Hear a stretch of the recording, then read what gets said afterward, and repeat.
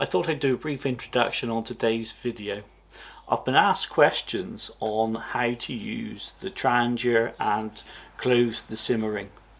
So I thought I'd put a little video out there just to help people along. If you know all about these, feel free to switch off. If you don't, there might be some useful information in here for you. If you find the content useful, don't forget, hit the thumbs up, subscribe if you dare. Cue the video. To use the flame adjuster when it's cold, it's really easy. You just adjust it, then place it on the flame.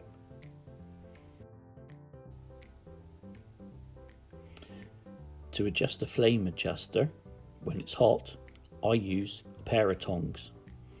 I've usually got them with me anyway as I'm doing some cooking. These particular ones are ice cube tongs. They're available from lots of places and they're dirt cheap. Alternatively, if you've got some pliers with you from a multi-tool, you can use those. These are all great ways to stop you burning your hands.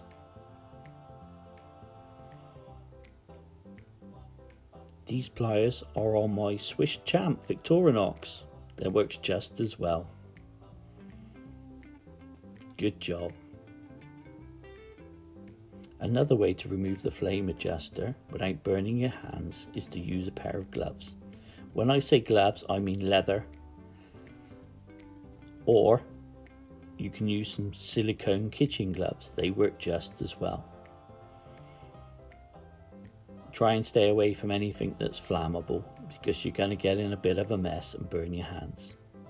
One of my subscribers suggested I use a small magnet, and it was a great idea. The problem I have with that is I'm liable to lose it. So if it works for you, that's great, but it's not for me. Also, if you've got titanium cutlery or anything titanium, it's not going to stick because they're non-magnetic. So how do you adjust the Simmering when it's hot? Well, if you've got a pair of pliers to hand, you pick it up, use the pot grips around the back of the Simmering and then simply adjust. After that, you can just simply slip it over the top and put the flame out. These are all just ideas for you.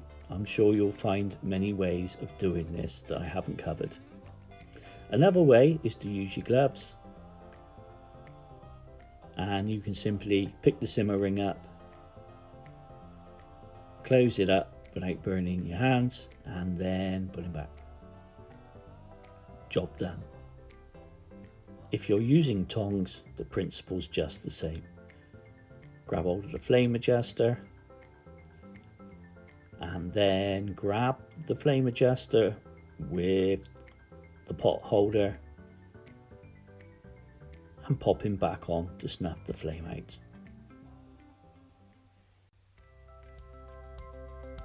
Another option I would suggest for the Trangia is to get yourself a lid. This is going to save you loads and loads of fuel and cut down on your boil times. It'll also help to keep the moisture in your food.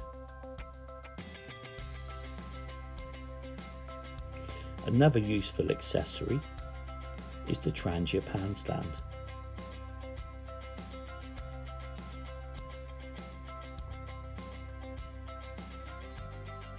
It makes the whole thing very versatile. You can make your coffee, you can just cook anything you want in any vessel you want as long as it fits in that small space. You can even use a 16cm billy can if you wish.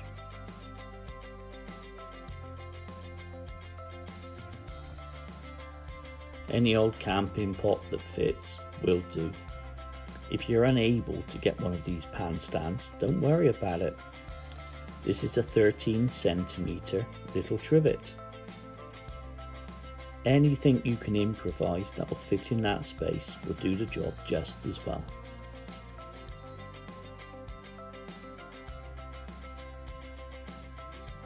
So you can use any pot that will fit inside. So what happens when it all goes horribly wrong? Here's some video from a recent trip I did out. I went for the gloves, that didn't work very well. This usually happens when I'm trying to film. So I went in with the tongs and saved the situation.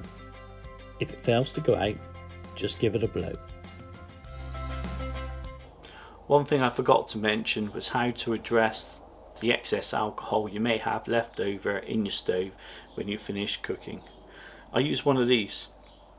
It's a small container cum jug, and all I do is flip over the stove, wait for it to drain out, either hold it together or split it up, and then pour the excess into my container.